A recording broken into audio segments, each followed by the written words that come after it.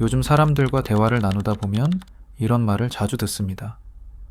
왜 이렇게 불안한지 모르겠어요. 딱히 아픈 데는 없는데 늘 피곤해요. 머리는 바쁜데 사는 느낌이 잘 안 나요. 이 말들의 공통점이 하나 있습니다. 모두 이유를 머리, 즉 생각에서 찾고 있다는 점입니다. 하지만 오늘 이야기하고 싶은 건 생각이 아니라 몸입니다. 정확히 말하면 우리가 너무 오래 방치해온 능력, 바로 감각에 대한 이야기입니다. 오늘 이 영상에서는 감각의 회복이 무엇인지, 왜 이것이 단순한 힐링이나 명상이 아니라 현대 사회에서 살아남기 위한 기술에 가까운지, 그리고 왜 그 출발점이 항상 몸일 수밖에 없는지를 차분히 살펴보겠습니다. 우리는 보통 이렇게 생각합니다. 감각은 원래 있는 거 아닌가? 보고, 듣고, 느끼는 건 자연스러운 거잖아? 그래서 감각을 훈련의 대상으로 생각하지 않습니다. 문제가 생기면 늘 이렇게 접근하죠. 생각을 바꿔야지, 마음을 다잡아야지, 긍정적으로 생각해야지. 하지만 이 접근에는 나는 이미 내 몸을 완벽하게 감각하고 있다 라는 중요한 전제가 숨어 있습니다. 만약 이 전제가 조금이라도 흔들린다면 아무리 생각을 바꿔도 삶이 바뀌지 않습니다. 감각은 스위치처럼 껐다 켰다 할 수 있는 것이 아니죠. 감각은 계속 유지되고 조율되어야 하는 능력에 가깝습니다. 우리는 스마트폰 배터리가 닳는 건 잘 알면서 정작 자기 몸의 신호는 방전된 상태로 방치합니다. 배고픈데 먹지 않고, 배부른데 계속 먹고, 졸린데 커피로 버티고, 긴장한 몸을 눈치채지 못한 채 하루를 마칩니다.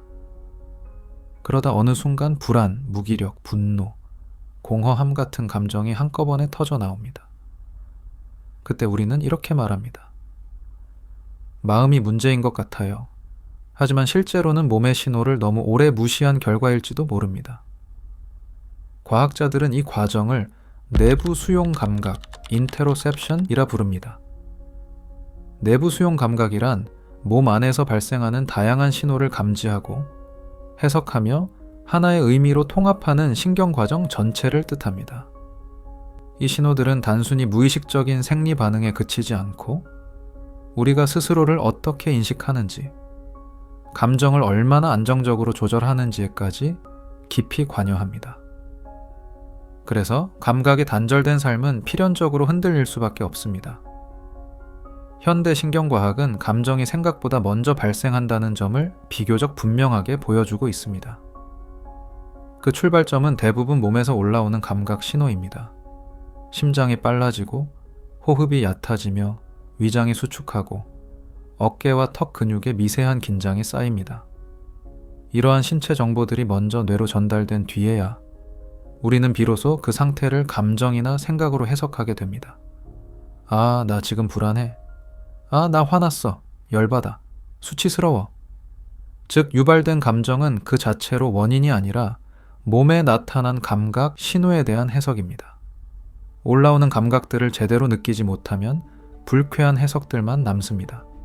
그리고 그 해석만 남은 바탕 위에 생겨난 자신만의 생각에 갇히게 됩니다. 다시 말해, 감각이 무뎌지면 세상을 있는 그대로 인식하지 못하고 우리만의 색안경을 만들어 쓴 채 세상을 해석하게 됩니다. 이 문제의 원인은 개인의 의지가 아닙니다. 우릴 둘러싸고 있는 환경입니다. 우리는 하루에도 수백 번의 알림, 소음, 화면, 정보에 노출됩니다. 잠깐의 한눈도 팔 수 없도록 손목에 찬 시계에서조차 지속적인 알람이 오죠. 이런 환경에서는 몸의 미세한 감각을 느낄 여유가 사라집니다. 숨이 조금 가빠진 것, 뱃속이 불편한 느낌, 마음이 살짝 조급해진 순간 이런 신호들은 너무 약해서 강한 자극에 쉽게 묻혀버립니다. 결국 우리는 큰 신호만 느끼게 됩니다. 이미 많이 지쳤을 때, 이미 많이 병이 진행됐을 때, 이미 관계가 틀어졌을 때 그제서야 문제가 있다고 느낍니다. 감각의 회복은 문제를 없애는 만병통치약은 아니지만 감각의 회복이 필요한 이유는 문제를 키우기 전에 알아차리기 위함입니다. 감각이 살아있다는 건 특별한 체험을 한다는 뜻이 아닙니다. 아주 소소한 변화부터 시작됩니다. 걷다가 발바닥의 압력을 느낍니다. 음식을 씹을 때 온도와 질감을 구분합니다. 말하기 전에 호흡이 어떻게 변하는지 알아차립니다. 불편한 자리에 앉아 있다는 사실을 빨리 인지합니다. 지금 내가 짜증이 일어나고 있구나 라는 사실을 알아차립니다.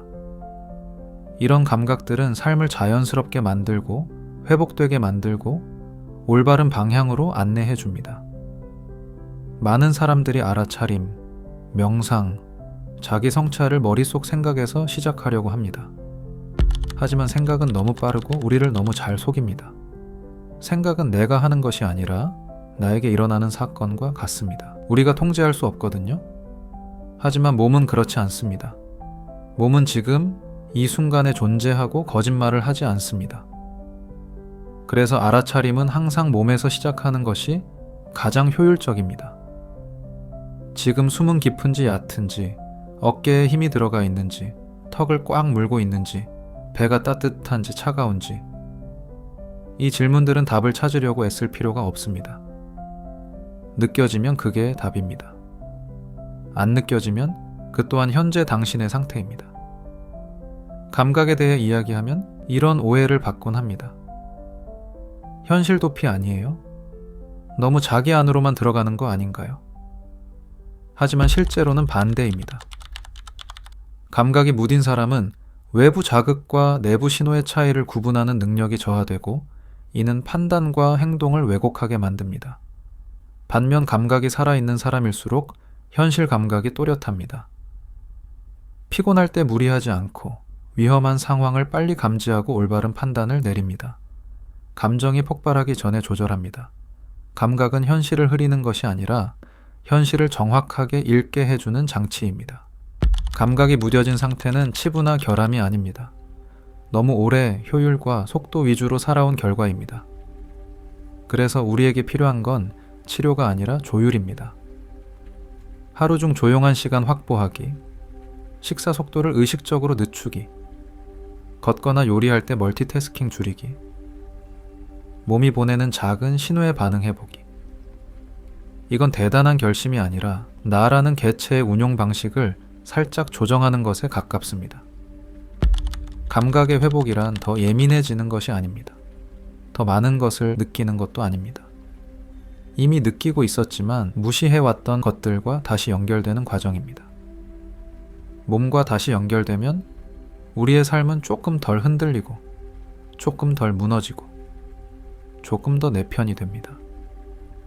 이 시대에 필요한 건 더 많은 정보가 아니라 자기 몸과의 연결을 회복하는 기술일지도 모릅니다. 감각은 사치가 아닙니다. 살아있기 위한 가장 기본적인 능력입니다. 저와 함께 감각을 회복하는 여정에 동참해 보시는 건 어떨까요?